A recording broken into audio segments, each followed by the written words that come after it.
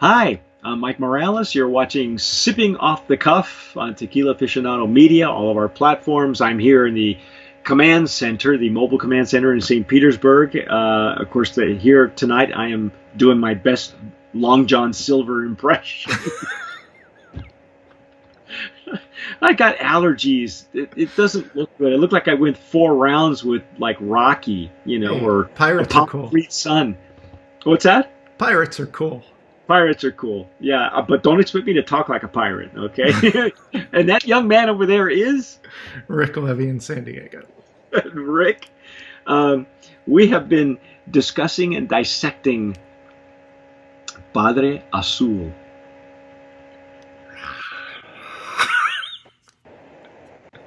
By the way, that picture you took of when you initially got these bottles, that picture you took with the flames in the back, that looked Yeah, really cool. That was it was marble a salt. They want their Ghost sculpt, Rider.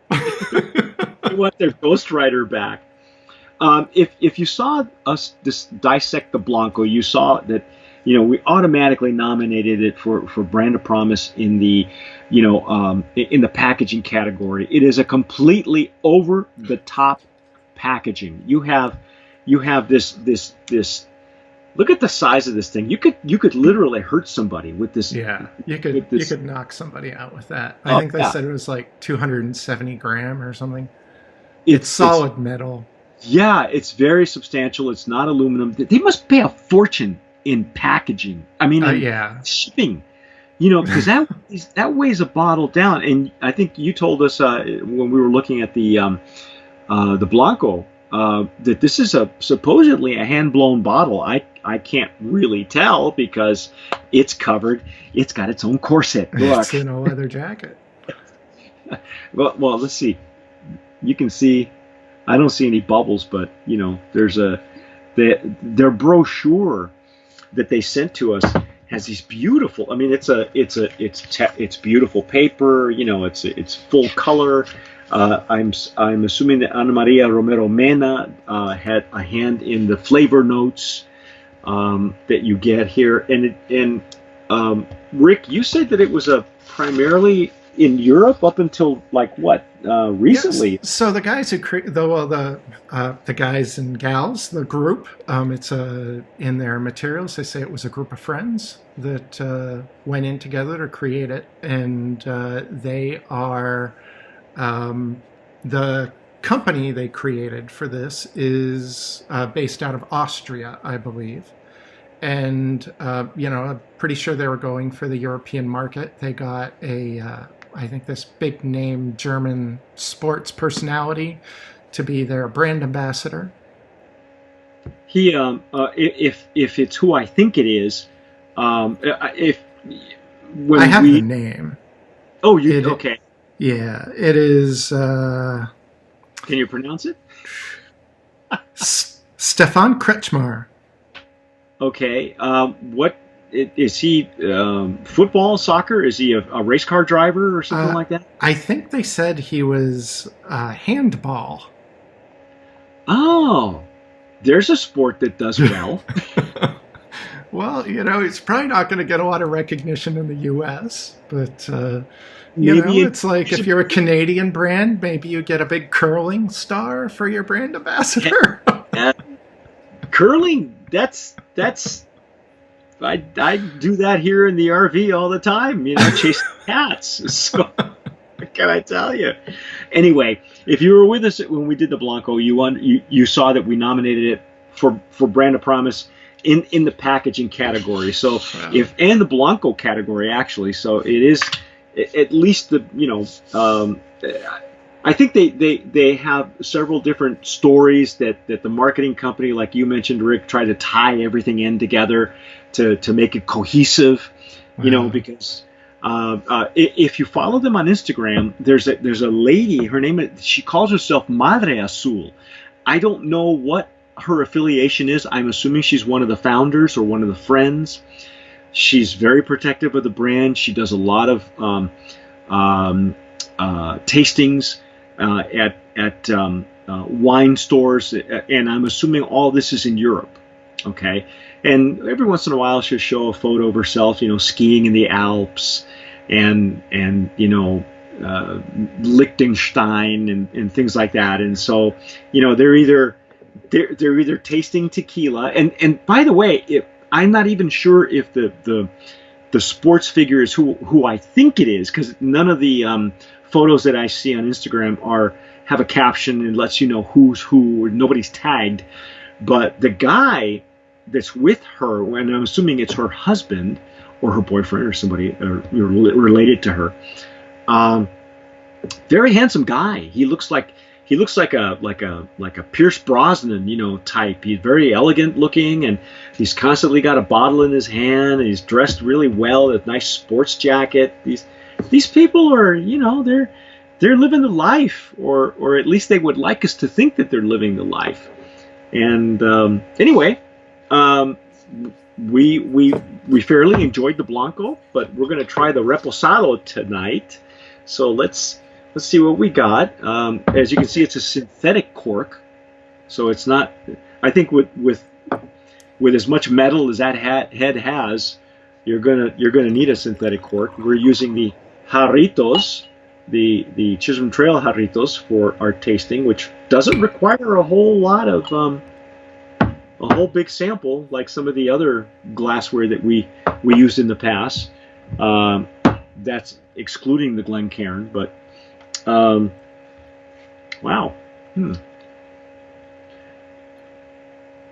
It's a pretty color. Yeah. That's a nice. Do they tell us how long these are rested? This is 8 months in French oak. Ah, okay, that explains it. Is it exclusively French oak? I believe so. Okay, that explains a lot to me. Beautiful legs and tears, though. Really nice. I know you think I can't see out of this eye, but I can. I may have limited lighting, but I can see. And thankfully, these allergies are not impairing my nasal passages, so I'm good. Otherwise, I would have canceled out. But we have. Oh wow! I'm getting some warm vanilla, caramel, and I think I'm picking up some coffee, which wouldn't be surprising with French oak. Well, with coffee, with French oak, you get anywhere from chocolate to bitter chocolate to tobacco to you get, and I'm going to assume we're not even sure if these are virgin oak barrels or if these are used oak barrels. I think they may. I'm not sure if I'm confusing brands. I did a lot of research today, but they may be used, and they may have been used. This may be the second use for tequila.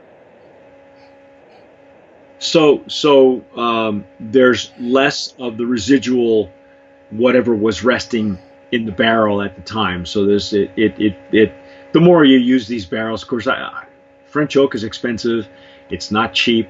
And you and I have had tequilas rested in virgin French oak barrels, and those have a richness to them, a dessert of quality, a flavor quality, and aroma quality that's unmistakable. So, but the lighter nose, if it's French oak, I really appreciate the lighter nose myself, because it's just the sweetness is sometimes overpowering if you're not used to it. I think it's quite lovely, and there probably isn't the same sweetness on the nose that we had with the Blanco. Yeah, I don't sense it. I sense more sweetness from the barrel than I do anything additional.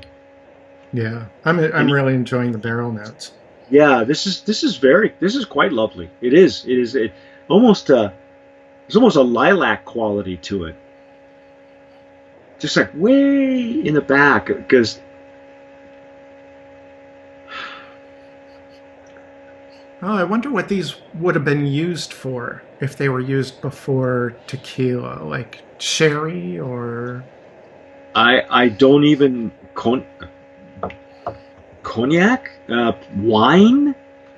I'm not. I know very little about the French oak. I know enough.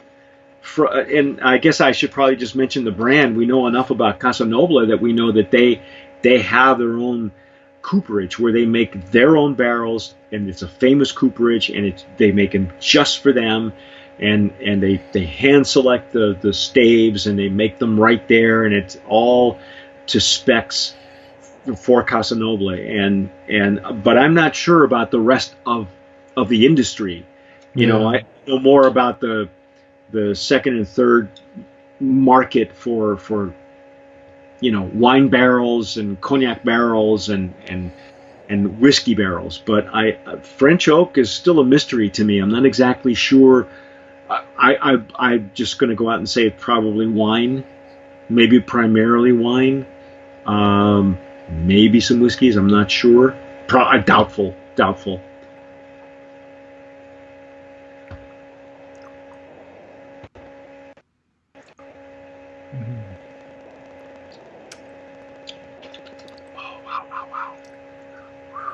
Still have that same big pepper punch. Yes. But it's this, very warm and buttery, and, there's some sweetness there. There's a spiciness in there also. Mm-hmm. More of a fresh baked spice as opposed to some of the stuff that we get from out of whiskey barrels. Mm-hmm. This is like fresh. I like this.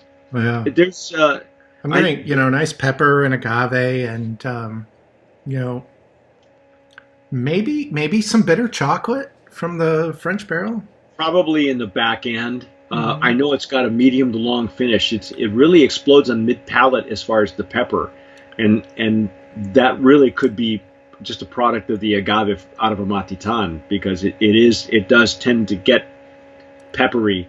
If you're not careful, it'll catch you off guard too. Well, if you're a fan of repos with big barrel notes, then you're probably really going to dig this.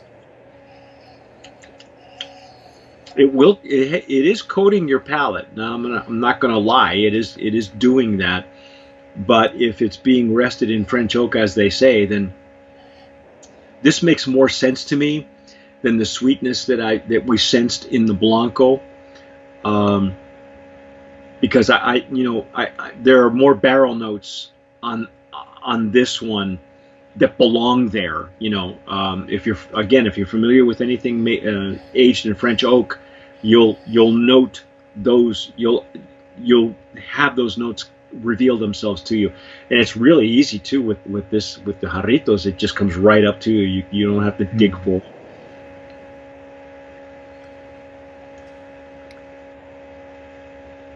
So this is how many months in French oak? 8 months. 8 months? Yeah. Do you think they could have done with a couple of less months, or is 8? I guess with a used French oak barrel, maybe 8 months is probably a good stopping point. Well, and it depends on the profile they're going for. This is certainly not something you would compare to a Felipe Camarena tequila, where you're looking for as little touch of the barrel as possible and as much pure agave. They obviously wanted those barrel notes to be big in this profile. Mm-hmm. And it's there. But you also have the agave and pepper is not lost in there at all. No, and it's if you're familiar again with French oak, it tends to smell a little bit almost perfumey, almost. And I like what they did with this. This is much more subtle than what I'm used to. But you're right. I think this falls in line with some of the reposados that we had last year. I think we mentioned last year that a lot of brands are making a statement with the reposados, and I think this is one of them. I wouldn't go so far as saying this is a great cigar tequila, but it'd be really good, I think, paired with food. Maybe not so much desserts. I don't know yet. I'm going to save that judgment for when we have the añejo. I haven't tried the añejo, so I have no idea. What do you think? Oh, here's the $64,000 question. What's the pricing? Well, funny you should ask. I believe the MSRP on the Reposado is $98. Yeah. take small sips. I think they have to cover a lot of cost on the packaging. I did find it much lower at places like Old Town Tequila and High Time Wine. High Time had the lowest price I found at $69. But even at $69, it's pretty pricey. I would say that they have to at least bring this pricing down in line with like Alchimia or Fortaleza. Brands like that. Just like you mentioned previously in the Blanco segment, there are tequilas that are probably okay. There are tequilas that we would prefer and are made more in line with what our palates are used to and prefer. And some people would say maybe they're even better tequilas, okay, that are less in price than this one. But again, like we were talking before, it looks like with all signs point to the premium and super premium segment of the market that has exploded. And I think you mentioned in the Blanco segment, this is a fairly new company coming into the U.S. because originally these tequilas were just in Europe. So, maybe they're testing the waters.